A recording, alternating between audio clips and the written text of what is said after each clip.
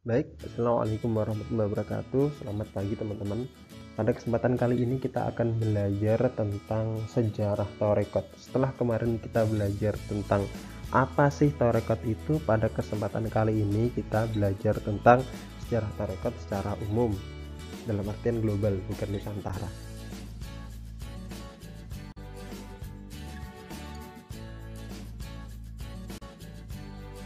Yang pertama kita singgung tentang sejarah tarekat atau awal munculnya tarekat. Sebenarnya stereotip munculnya tarekat sudah ada pada masa Rasulullah, yaitu berasal dari sahabat Asr yang bercerita kepada Rasulullah bahwa dirinya merasa dekat dengan Allah Subhanahu wa taala.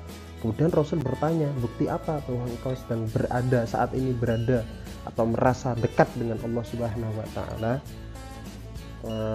Sahabat Asr berkata, bongkahan emas dan batu adalah barang yang sama. Jadi saking dekatnya dengan Allah, saking merasa dekatnya pada Allah, dengan Allah, sahabat Asr ini menganggap batu dan juga emas itu memiliki nilai yang sama, karena nilai dari sesungguhnya adalah kedekatan dia kepada Allah Subhanahu wa taala.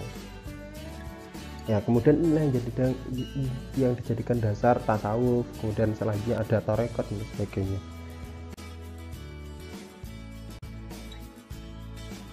Kemudian latar belakang munculnya tarekat. Para sejarawan berbeda pendapat berkenaan dengan munculnya tarekat, akan tapi pendapat umum yang paling kuat adalah sekitar abad ke-13 Masehi. Nah, saat itu di abad ke-11 Masehi itu Islam sedang terjadi krisis yang luar biasa dengan adanya perang salib atau penyerangan ekspansi para Kristen dari Eropa mengekspansi Islam di bagian barat, digempur habis-habisan oleh Kristen dari Eropa. Kemudian di saat yang sama di bagian timur Islam digempur oleh pasukan Mongol, yaitu pasukan dari daratan Cina yang dipimpin oleh Hulagu Khan. Sedangkan di pusat Islam, Baghdad hanya dipimpin oleh khalifah yang lemah yang dikendalikan oleh dinasti Buwahi dan keturunan Turki, atau saat itu keturunan Persia kalau tidak salah. Kemudian di dalam internal Islam selain tadi pemimpin, juga terjadi perpecahan yang luar biasa antara bangsa Arab dan juga bangsa Turki, ditambah beberapa aliran yang semakin meruncing dalam pemahaman ideologinya, yaitu Sunni dan juga Syiah. Kita bahas nanti Sunni dan Syiah itu di ilmu kalam. Kemudian dalam situasi seperti ini wajar kalau umat Islam berusaha untuk mempertahankan agamanya dengan berpegang pada doktrin-doktrin yang menenteramkan jiwa dan menjalin hubungan yang damai dengan sama muslim. Jadi disinilah awal mula tarekat, bagaimana kehausan umat Islam untuk berpegang pada agama yang dapat menenteramkan jiwa. Salah satunya adalah tarekat ini, mendekatkan diri kepada Allah agar mendapatkan ketentraman, seperti itu. Maka inilah salah satu munculnya tarekat. Kemudian di sini tentang sejarah perkembangan tarekat diawali pada abad ke-9 Masehi, yaitu tahap Khonaqoh. Yang kedua, abad ke-13 sampai 14 adalah tahap Thariqah. Yang selanjutnya abad ke-15 adalah abad atau tahapan Taifah. Ini pendapatnya menurut pendapat dari salah seorang ilmuwan atau peneliti Islam, yaitu Nurholis Majid. Apa sih tahap Khonaqoh ini? Pada masa ini muncullah kelompok kecil antara guru dan beberapa murid. Jadi dalam hal ini guru atau murid dalam hal ini mulai mencari guru-guru untuk belajar Islam, belajar tentang bagaimana mendekatkan diri kepada Allah. Muncullah kelompok-kelompok kecil. Kemudian tarekat menjadi sebuah wadah sekaligus metode psikologi moral untuk bimbingan praktis bagi setiap individu. Karena tadi keadaan yang runyam itu tadi, maka butuh adanya metode psikologi moral untuk membimbing para individu tersebut. Yang selanjutnya muncul tempat pertemuan sufi seperti Nah, ini salah satu inspirasi tahapan ini, Honatoh. Honatoh itu tempat berkumpulnya atau pusat berkumpulnya para murid-murid untuk belajar Thariqah itu. Kemudian Taifuriyah merupakan tarekat pertama menurut Hamka. Buya Hamka itu. Tarekat ini dinasabkan pada Abu Yazid Al-Bustami, yang seperti kita tahu kemarin, Abu Yazid Al-Bustami salah satu ulama yang masuk dalam tasawuf falsafi. Tapi dalam hal ini beberapa pengikutnya mulai menasabkan tarekat ini, membuat tarekat dan dinasabkan pada Abu Yazid Al-Bustami. Kemudian nanti Hanakoh adalah pusat pertemuan sufi.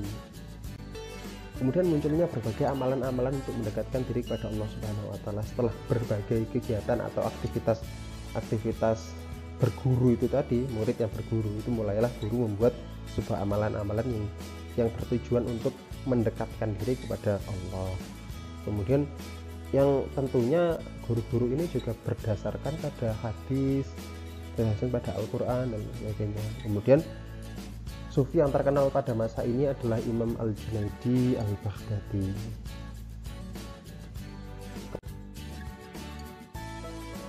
Ya, lanjut tahap Thariqah.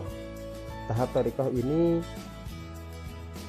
dicirikan adalah perkembangan pesat bentuk ajaran, peraturan, dan metode Thariqah. Yang kedua, Thariqah pada masa ini kemudian menjelma menjadi tarekat besar seperti yang ada sekarang.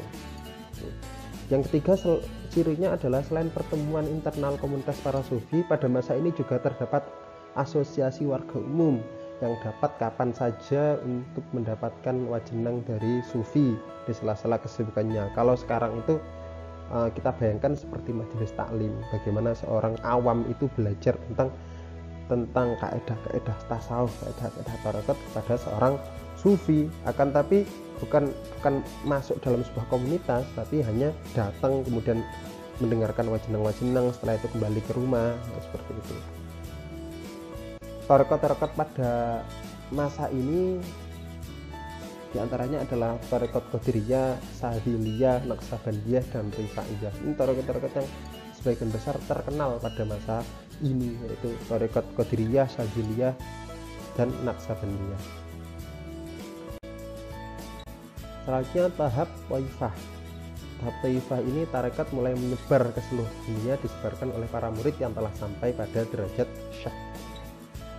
Kemudian muncullah berbagai cabang tarekat di tempat lain dengan berbagai modifikasi dari para syekh. Jadi dalam hal ini ketika seorang murid itu sudah menjadi syekh, misalkan di tarekat Qadiriyah sudah dianggap menjadi syekh, maka mereka boleh memodifikasi. Akan tapi yang penting tujuan asalnya tetap sama, yaitu mendekatkan kepada Allah, dan juga dasarnya juga harus jelas. Sanadnya. Jadi ketika seorang murid itu sudah menjadi syekh, mereka sudah punya sanad. Oh, sanadnya saya dari syekh ini, dari syekh ini, seperti itu. Tarekat pada masa ini adalah tarekat Syatariyah. Yang terkenal pada masa ini adalah Syatariyah dan Syamaniyah. Nah, singkat saja, terima kasih. Kemudian pada pertemuan selanjutnya rencananya saya akan membuat kuis untuk materi bab ini yang mewajibkan semua online. Jadi pakai aplikasi Quizy. Silahkan nanti cari cara untuk mengisinya, bukan membuatnya nanti urusan saya.